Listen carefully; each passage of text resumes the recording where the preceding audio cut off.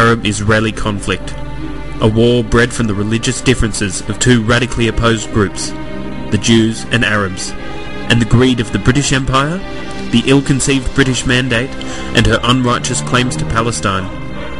While it is clear that religion plays a larger role in the cause of the conflict, it is Britain's actions that causes these tensions to explode into all-out war. A war that, due to these reasons, wages 60 years later, with still no end in sight. A series of airstrikes struck Gaza City, targeting rocket launch sites and ammunition dumps. Israel has been invading and occupying Lebanon all of my 24-year-old daughter's life. Israel is not only breaking Jewish law with its military strikes. Protests in Arab countries have been taking place since the start of the Israeli assault.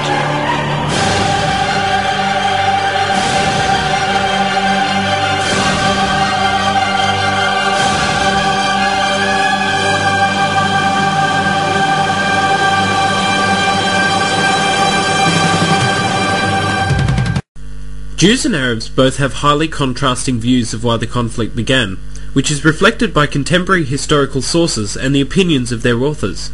Both agree, however, that religious reasons played the most significant role in the origins of the war, such as Jewish historian Sashar, who states that religious tensions were the seeds of the Arab-Israeli conflict.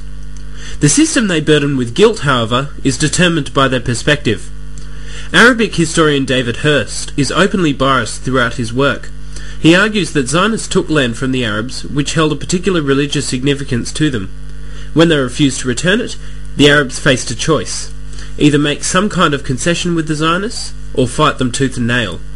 Hurst continues that when concessions were extended, the Zionists did not really want one. Hurst sees this as directly leading to the conflict. Jewish historian Sashar, however, claims that the conflict began because of Arabic anti-Semitism. He states that after the State of Israel was proclaimed, it was Arabic hostilities towards Jewish people that compelled them to invade. He says that Jewish nationalism had been reborn at the moment when European anti-Semitism of a new and profoundly virulent nature made its first appearance, and this was why the Arabs chose to invade. He also makes reference to an unnamed Arab lieutenant's speech on the Arab invasion. Arab forces broke forth to please God, conscience, and sense of duty, which does display an open anti-Semitic stance. Religious reasons clearly played a highly significant role in the origins of the Arab-Israeli conflict. The perspective of the historian, however, can have a profound impact on who is burdened with guilt.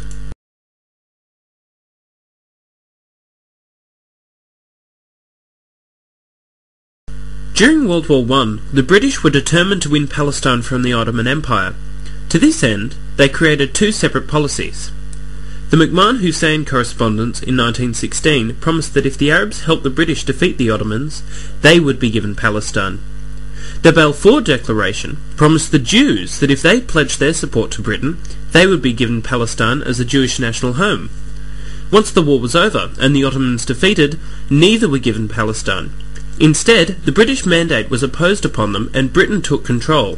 This meant that not only did the two groups cultivate a great animosity for the other, and for the British, but also that they believed they held a political claim to the country under their separate agreements. Clearly these policies hold some responsibility for the origins of the conflict, with Hurst claiming that they changed the history of the Middle East forever. Modern historians Bickerton and Pearson, however, claim that these policies held the greatest responsibility.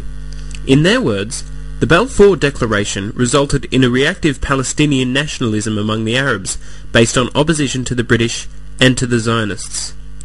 This, in their opinion, was the main reason for the origins of the conflict.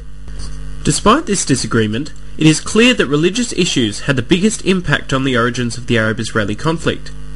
Territorial issues only existed because of the connections that each group shared with the land.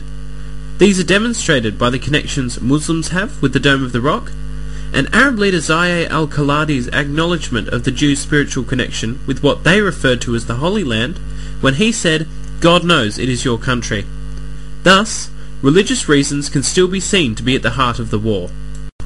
The Arab-Israeli conflict was begun due to a combination of territorial and religious issues.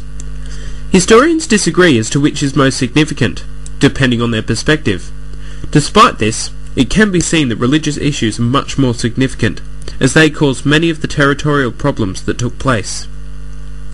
60 years after it began, and the Arab-Israeli conflict still rages. Anti-Semitism is still rife among Arabic communities. Jews still hold a stark hatred for their Arabic neighbours, and Britain has failed to fix or reconcile for many of the problems they caused. Because of this, both groups refuse to back down, and the conflict looks set to wage for many more years to come.